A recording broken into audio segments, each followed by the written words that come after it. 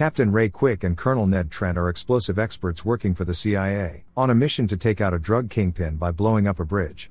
Ray sets the explosives, while Ned spots the dealer's car making its way towards the bridge. Ray suddenly realizes that there is a child in the car and wants Ned to stop the attack, but Ned refuses and throws away the ignition. Ray rushes over to the bridge, trying to disarm the bombs, but is too late and the bridge explodes, killing everyone in the car and sending Ray falling into the water below.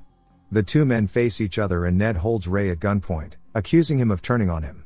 Ned begins to kick Ray around, but Ray manages to tackle him and brutally beats Ned's face in, resigning himself from the agency and planning to report Ned as well. A few years later, Ray is working as a freelance hitman, taking requests from people with interesting cases. In particular, one woman's case intrigues him. He calls her constantly to vet her, to see if he will take the job. The woman tells him that she knows a lot about him and how precise he is with his explosives and wants him to help her. Ray is intrigued by her story and decides to follow her around to get more info on her. The woman, May, is the lone survivor after her mother and father were killed by a mobster named Thomas Leon and two other men, and she is insistent on getting her revenge. During their conversations, May urges Ray to take the job and help her, or she will infiltrate the gang by herself and get her own vengeance, despite Ray's warning that she could get herself killed. We then see gangster Thomas with his father and mob boss Joe. Ned now works for the mob family as the director of their criminal operations. He demands some money he is owed by Thomas, and when Thomas hands him an envelope and says it is a token, Ned reminds him that he created their family and runs everything, so he should keep his tokens for his underlings. May pulls up to the party looking around nervously and catches the eye of Thomas, who comes over to her. He takes her away to dance. Meanwhile, Ned looks on with a slight smile. Ray lives alone with his cat Timer, still pondering if he should take the job. The next day he is on a bus when he sees some punks harassing a young girl but tries to avoid it. Ray offers his seat to a pregnant woman when one goon sits in it, then tells Ray to go F himself. Ray flips this idiot like a pancake, proceeds to beat his buddies silly before kicking the first man through the bus window. Thomas has decided that May, who gives her name as Adrian, is now his woman and takes her to a bar. His right-hand man enters the bar and Thomas tells her to wait. Meanwhile, they proceed to beat down another man. May leaves in disgust and outside Ray is posted and sees her. Thomas comes out, warning her to never walk away from him and to get into the car. Ray continues to follow May, listening to the tapes of their conversations. She had told him how disgusting it was when Thomas touched her, so Ray tells her to stop then, but she claims it's the only way to kill him. I think you've had many chances to kill him already, you just want a reason to give it up to him. Ray is watching Thomas put May in his car, when Thomas sees him and comes to confront him. Thomas tells him to stop staring him down or someone could get hurt, but Ray simply ignores him and leaves. She gets back home where Ray gives her a call. He has decided to take the job and tells her to stay away from Thomas, and if he senses that she is setting him up, he will end her. Ray is in a bar when Thomas's right-hand man unknowingly walks past him and enters a room. Ray stands by the door and quietly installs an explosive on the handle. As the man steps out of the room and goes to leave, the bomb detonates, killing him. Ned goes to report the bombing to Joe and Thomas. Ned has an idea of who it is, so Joe gives him control over finding the culprit and getting rid of him. Joe, Ned and Thomas meet with the chief of police, wanting to get Ned working with their team in order to track down Ray, so the chief decides to have Ned impersonate a Fed to get access to their systems. Ned arrives at the station and begins to take charge of the bomb squad. The men don't intend to comply with him, so Ned sees some random materials laying around and creates a powerful explosive and taunts the men. When they finally beg him to stop, he deactivates it and reminds them that he is the expert here. Thomas takes May to his condo on the beach for a getaway. Meanwhile, the second target is at his apartment where his buddy jokes that anything could be a bomb. He leaves to take the elevator, but starts to really think about what his friend said. He gets to the parking lot but stops before entering his car. He checks around to find an explosive hidden under his car and pulls out the ignition pin. He then calls the young valet over and tells him to move the car while he hides behind a column. Nothing explodes, so he gets in and hands the kid the dud explosive before driving away. He gets to the exit of the parking lot, but when he tries to input his code, the device suddenly explodes, killing him. Ned turns up to Thomas's beach villa to speak with May and suddenly smacks her, telling her that he created her alter ego and got her this close to Thomas so she works for him. The plan was for May to get her revenge and set up Ray in the process so that Ned could kill him, but May reveals that she cannot get Ray to meet in person nor trace his calls. Ned thinks that May has outlived her usefulness, but she insists that Ray only trusts her. Thomas returns but is so focused on measuring ball sacks with Ned that he can't even pick up on what's happening. We then see Ray working on a very powerful and delicate explosive, which makes even the expert sweat like crazy. Thomas is at a public pool with his guards, not seeing Ray just a distance off fiddling with a racket. A waiter pushes a table out and Ray activates a hidden bomb using his racket. The waiter leaves the table in the open and Ray secretly switches the teacups before the table is pushed into a room, but is shocked to see May also enter the room. Thomas picks up the tea to drink but activates a bomb and May tells him her real name before he is blown to shreds. Ray then sees Ned rush over with his men and leaves.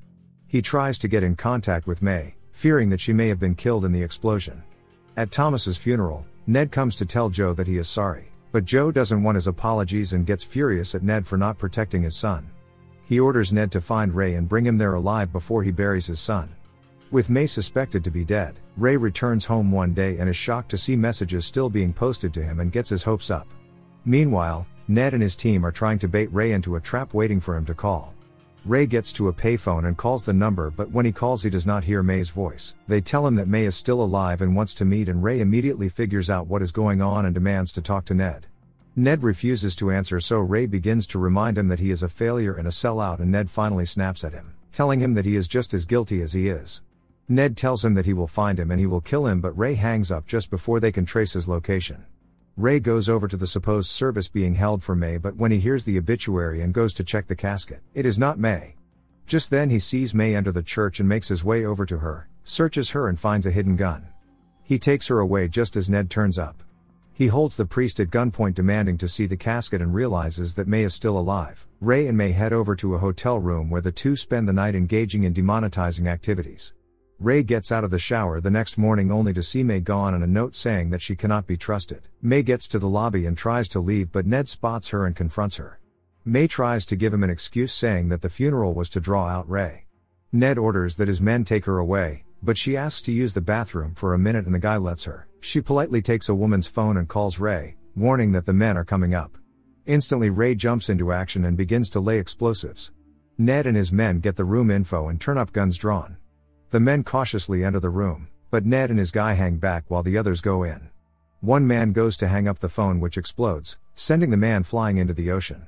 Explosions underneath the apartment then go off, causing the room itself to fall as well. Ray is making his escape through the kitchen and is forced to battle a few guys who have come to capture him. One man opens fire at him, but Ray kills him with a well-placed knife throw. Outside he ambushes Ned's man and knocks him out before escaping. Ned throws May under the bus and hands her over to Leon. May reminds Leon about her parents, but Leon tells her that Thomas was not responsible. He was, as he gave the order for them to be killed.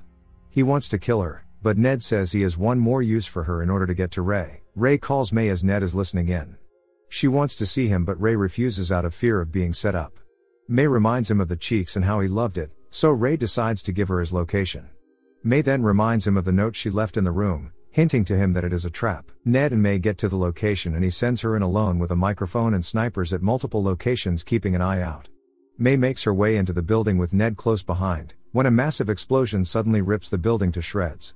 As the cops move in, a second explosion completely destroys the building.